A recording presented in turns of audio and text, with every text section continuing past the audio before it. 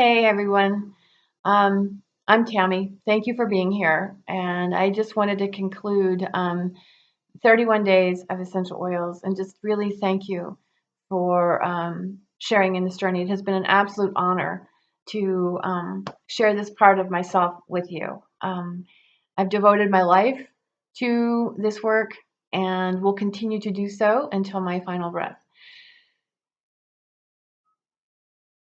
Yeah. It means that much to me. So thank you. I didn't think I was going to do that, and I'm not going to. I can erase it and pretend like I didn't get emotional, but I'm not going to.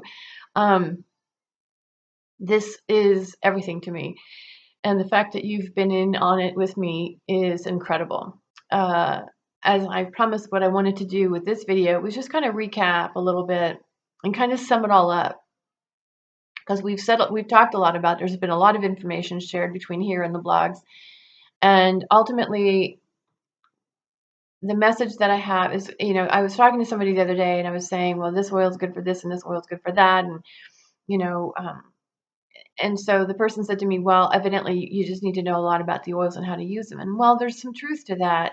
It's not that complicated, in the sense that if we begin to learn how the oils are there's certain oils that have a very specific effect on the different chemicals in the body. Okay. And we've talked about several of those during this last month.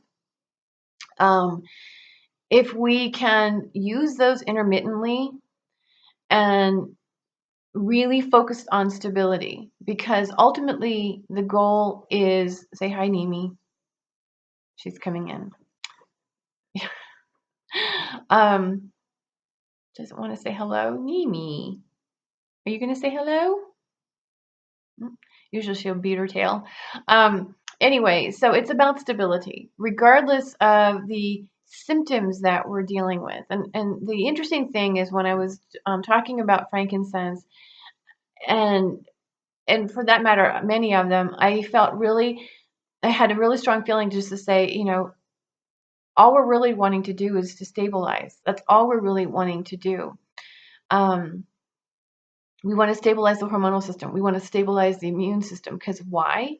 Because once those systems are kind of like taking a deep breath and just feeling the peace, the body at that point has the ability to rectify the discord, the discomfort, the disorder, even the disease. Nothing heals the body. Nothing will ever cure the body. If they ever come out with a single cure for a particular illness, I will be absolutely shocked. Why? Not because we're inept and we can't figure it out. It's because life is organic. Nature is organic. It moves forward. It's constantly adapting. It's the reason why we talk about bacteria the way I do. It's like the bacteria are a credible species. They're a credible example of what's possible when when faced with adversity. Plants do the same thing, but they just adapt. Because why? Because I don't know how long the lifespan of bacteria truthfully is, but the fact is that the species continues and they become even more what we call aggressive or resistant. I find it fascinating that the one thing that we fear the most is the one thing we cannot see. We are comprised of more bacterial cells than we are actually human cells. And there's something to be said for actually helping to stabilize the system. We're constantly trying to kill the bacteria on our bodies. And it's like 1 to 3. For every one human cell, there's at least 3 bacterial cells. It's a 3-to-1 ratio. It's ridiculous. I think I read somewhere like we have and I may have already mentioned it in another video, but I'm going to just try to remember right now. 35 trillion bacterial cells on the body. That's just bacteria.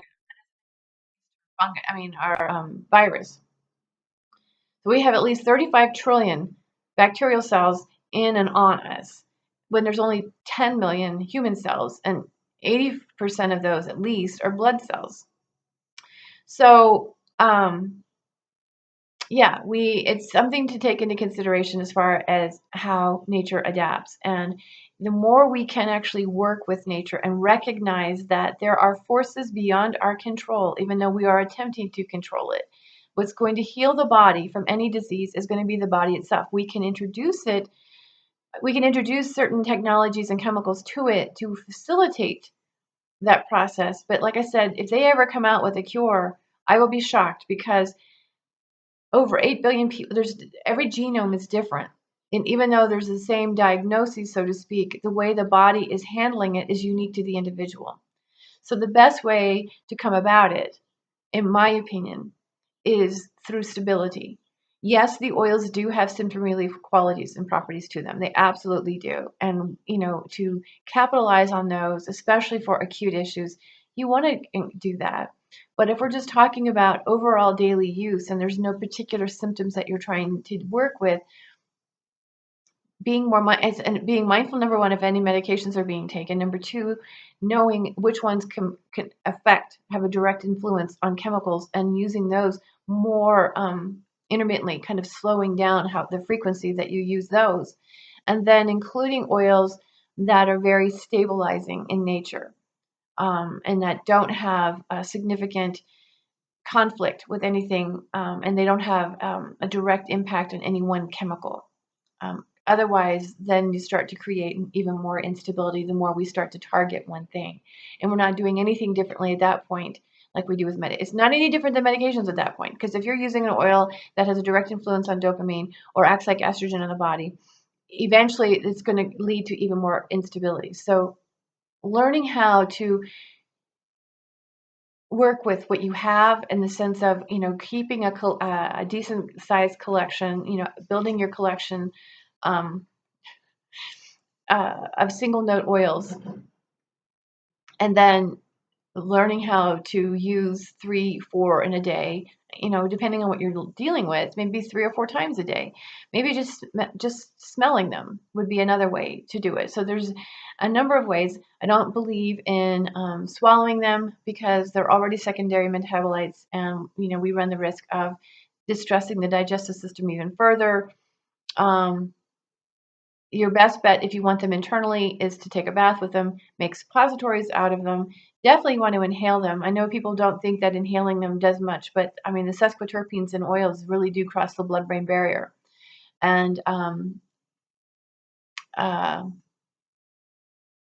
would suggest inhaling them. I mean, if there's a more serious issue going on, or more localized issue going on, then maybe you want to apply that directly to the skin. They do get absorbed into the bloodstream, and bear in mind that a lot of that increase permeability of the skin tissue, of the tissue. So what's the sense in worrying about whether you can absorb it or not? It's going in. They actually have that built into them, and science has learned this, and they're actually developing this in a lot of our personal care products, which is another reason why you don't want to mix too many oils and too many personal care products, because you're just overwhelming your body, and it can't clear these chemicals. It can't break the chemicals down fast enough, or for that matter, eliminate them, or use them effectively. So we just don't need to be distressing ourselves any further.